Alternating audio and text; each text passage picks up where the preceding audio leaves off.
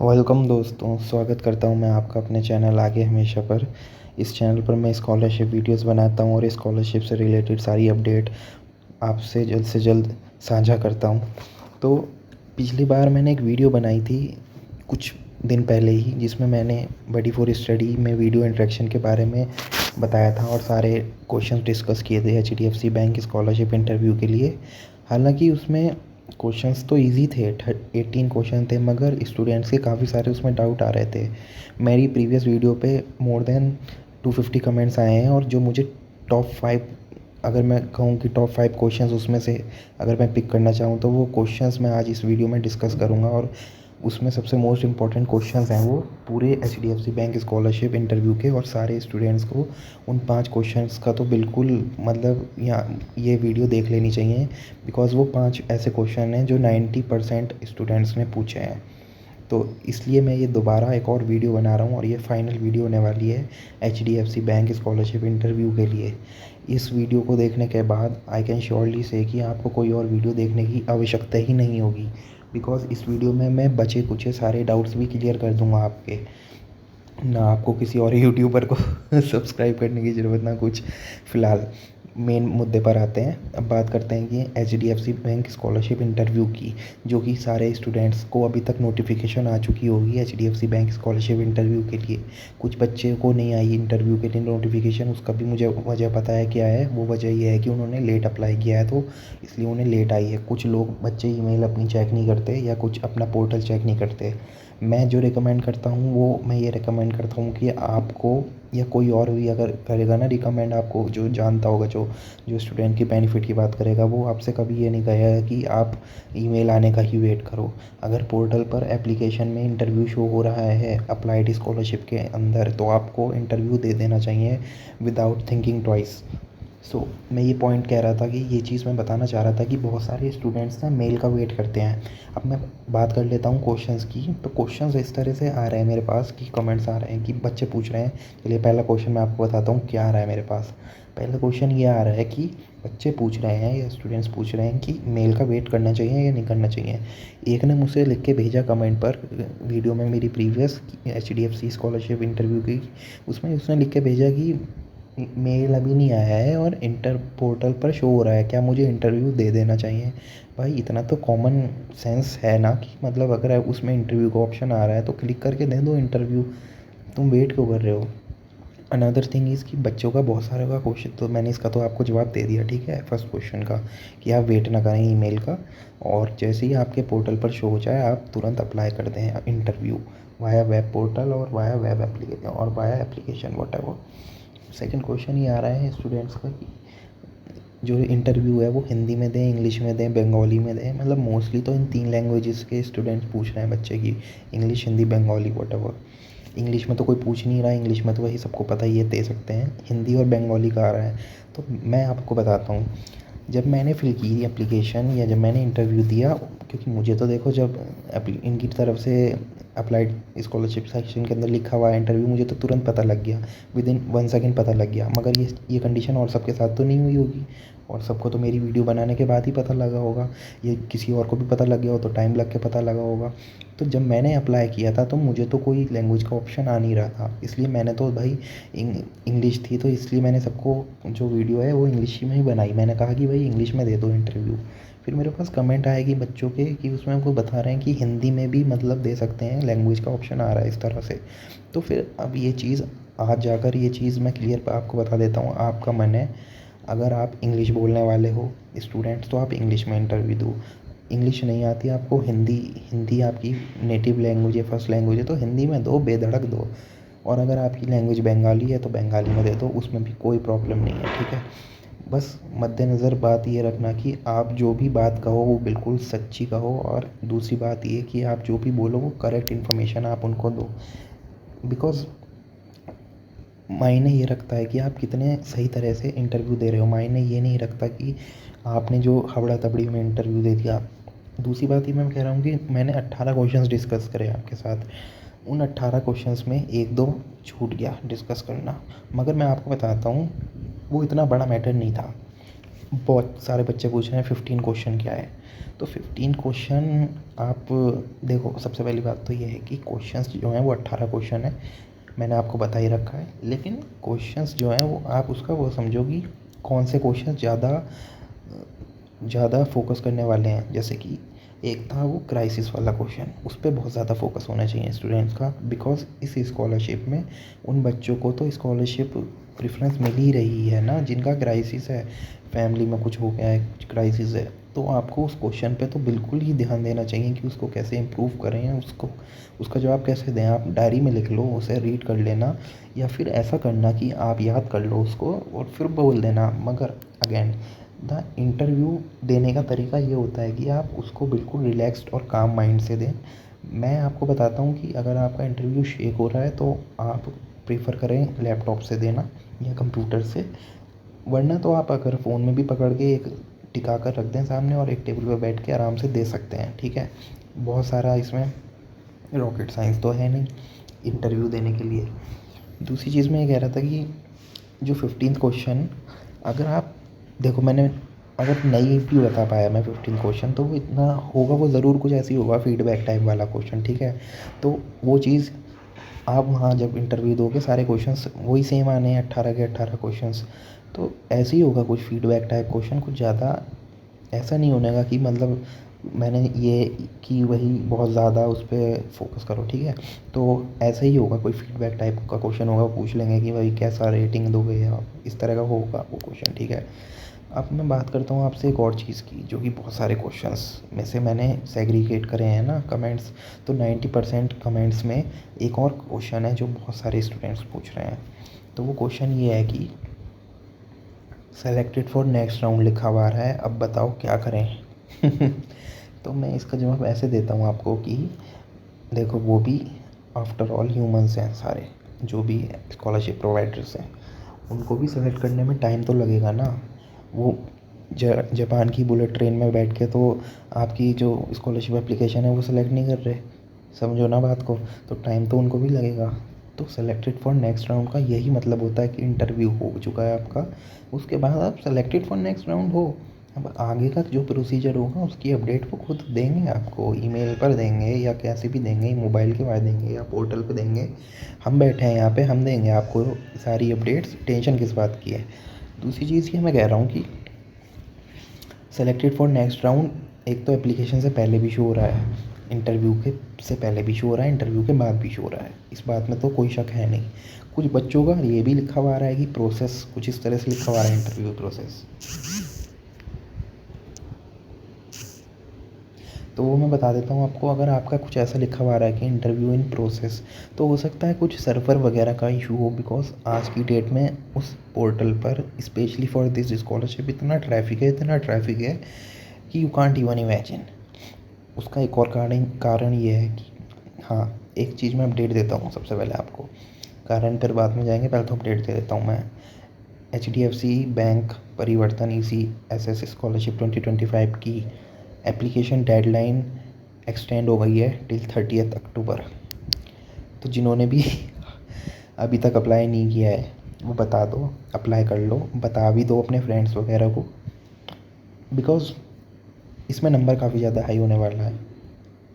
एक चीज़ जो मैं आपको बता देना चाहता हूँ कि अगर आप इसमें सेलेक्ट नहीं भी होते हैं, बिकॉज 90% स्टूडेंट्स और even 95% students won't get selected ना, हार्डली 4 to 5% सिलेक्शन रेट होता है। That is why take it as a prestigious opportunity. Applications की तादाद तो बहुत होती है, मगर उसमें से जो निचोड़ कर, जो मतलब स्टूडेंट्स जो बिल्कुल ही टॉप, समझ रहे हो ना, जिनकी फाइनेंशियल और मेरिट दोनों चीज़ें देखी जाती हैं, and particularly for this scholarship दोनों चीज़ें देखी जाएंगी, along with your financial, along with your crisis component. तो अब जैसे इंटरव्यू एक्सटेंड हुआ है, अब देखो, एक बार एक स्कॉलरशिप आई थी, उसका नाम था इंडस इंड बैंक स्कॉलरशिप। वो इकलौती स्कॉलरशिप मैंने अभी तक ऐसी देखी है जिसमें first come first serve basis पे स्टूडेंट्स को इन्होंने सेलेक्ट किया। First come first serve basis पे स्टूडेंट सेलेक्ट हुए थे उस स्कॉलरशिप के अंदर, जिसका नाम है इंडसइंड बैंक स्कॉलरशिप। उसके ना बाद में कोई इस तरह की स्कॉलरशिप आई, ना पहले कोई स्कॉलरशिप आई। अगर आती तो मेरे चैनल पर सबसे पहले मिलती आपको, because I have an experience of over 3 years finding these kinds of opportunity, not just scholarship but also hackathons, competition, national level tournaments, contests, and apart from this, each and every opportunity which can benefit students. So मुझे तो सबसे पहले खबर रहती है हर चीज़ की, इसलिए मैं कहता हूँ कि आप अगर चैनल देख रहे हो तो पूरा एक आधा वीडियो ऐसी भी हैं चैनल पर जो आपके बहुत काम की हो सकती हैं। गो थ्रू करो चैनल को, सारी प्लेलिस्ट देखो, मेरी 11 प्लेलिस्ट मैंने बना रखी हैं, right from scholarships, internship, fellowships and scholarship. Main two playlist जो मैं आपको बता रहा हूँ वो है स्कॉलरशिप्स और स्कॉलरशिप डाउट्स वाली। ये मोस्ट टू इम्पॉर्टेंट प्लेलिस्ट हैं। उसके बाद और भी प्लेलिस्ट हैं, पोइट्री हो गई, गेमिंग हो गई, व्हाटएवर, बहुत सारी प्लेलिस्ट हैं। मगर पॉइंट मेरा ये है कहने का, और इस वीडियो में मेनली डिस्कस ये करने का कि आप इंटरव्यू जब भी दें आप किसी भी चीज़ का, चाहे वो स्कॉलरशिप के लिए दें, चाहे कॉरपोरेट में दें, चाहे कहीं भी दें, आपको अपने रिलैक्स माइंड से इंटरव्यू देना चाहिए फर्स्टली।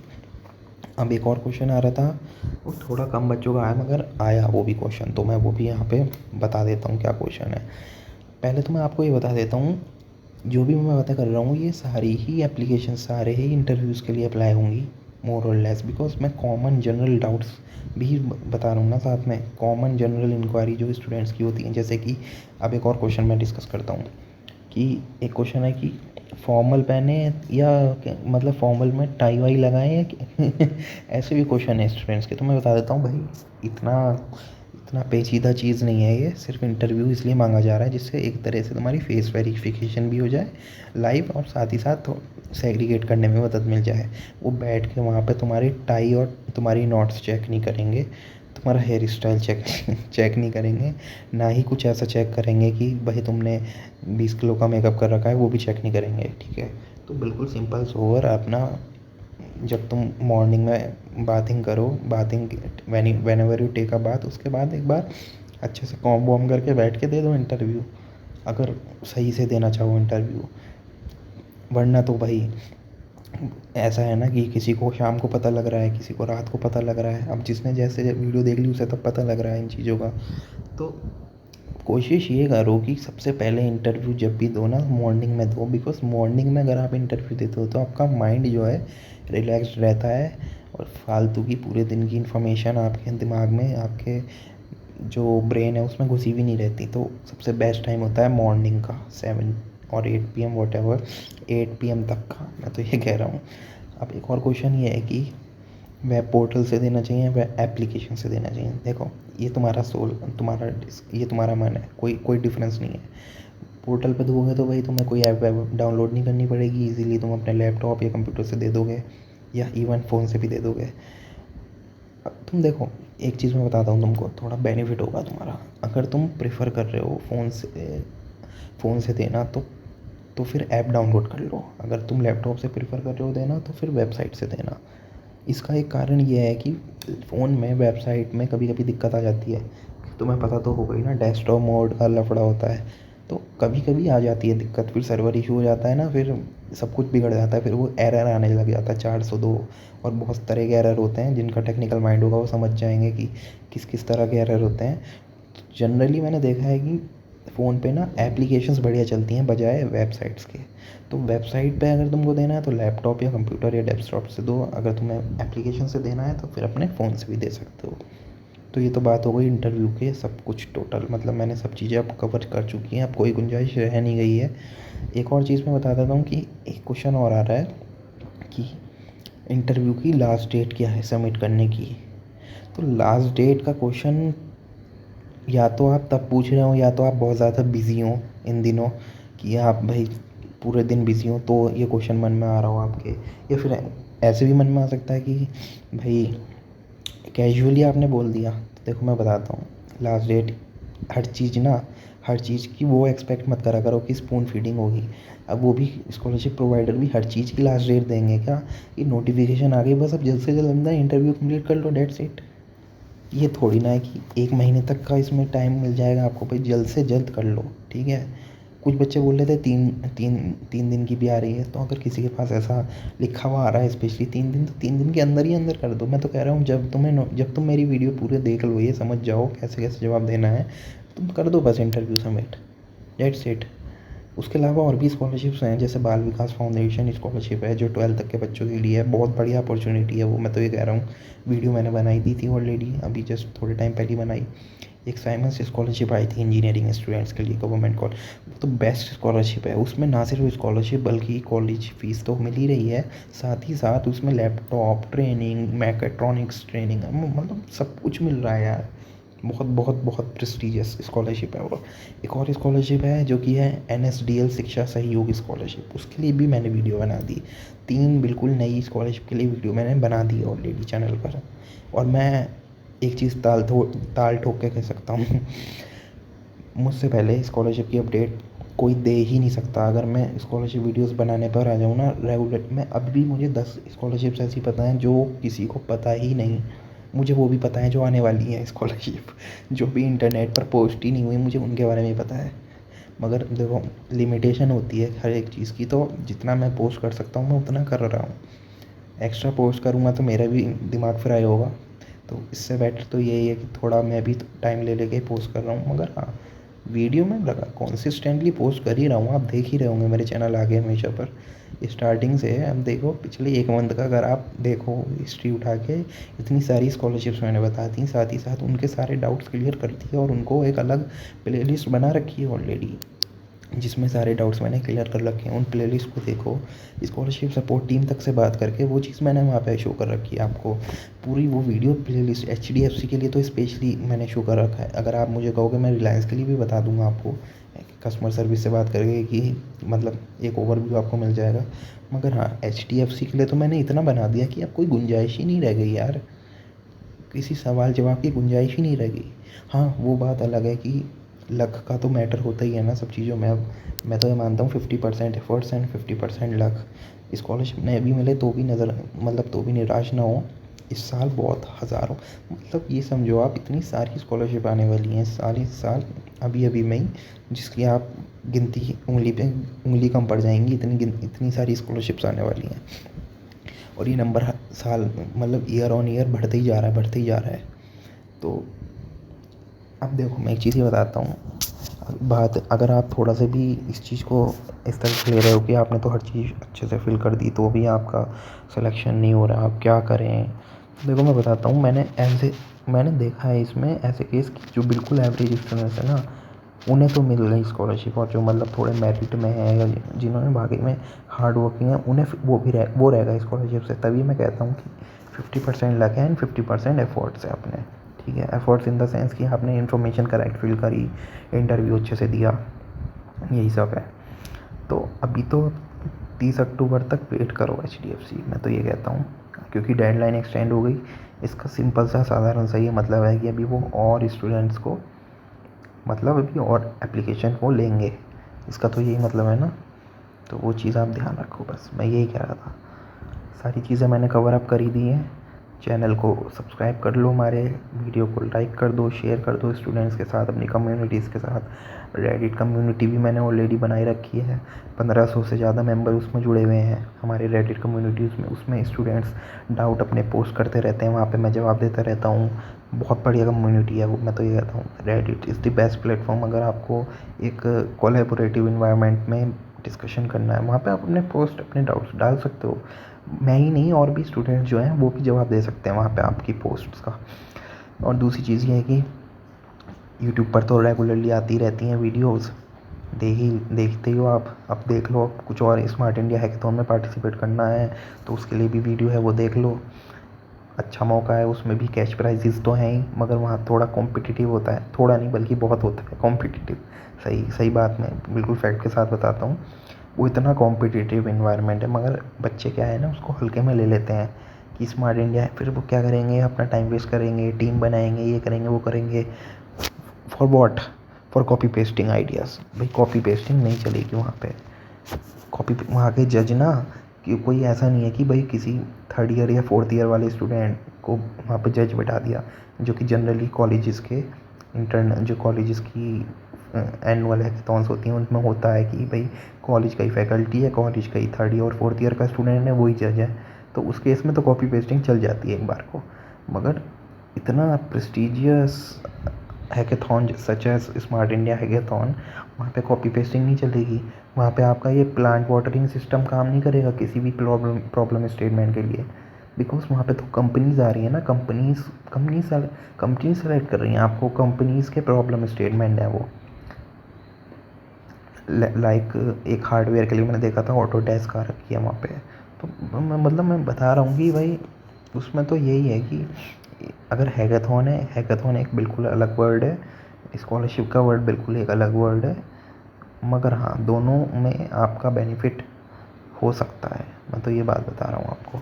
ठीक है, ओके, बहुत लंबी वीडियो हो गई है, बहुत लंबी। अब मैं इससे ज़्यादा, अब कम से कम मैं 5 दिन का तो ब्रेक लूँगा, 5 से 6 दिन का तो मैं ब्रेक लूँगा, इससे ज़्यादा का भी ले सकता हूँ। बहुत बड़ी वीडियो हो गई है, बिकॉज ये चैनल को सब्सक्राइब कर दो, मेरी प्रीवियस वीडियोस देख लो जिसमें मैंने बहुत डिटेल में आपको हर चीज़ बता रखी है अलग अलग स्कॉलरशिप्स के बारे में।